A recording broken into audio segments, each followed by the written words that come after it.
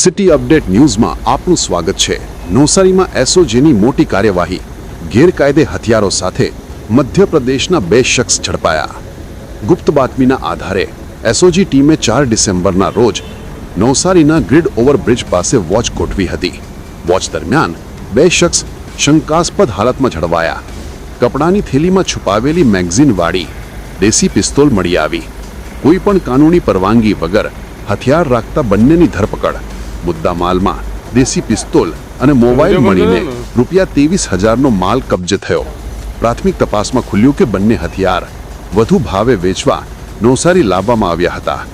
એસઓજીએ બંનેને રૂરલ પોલીસને સોંપ્યા છે।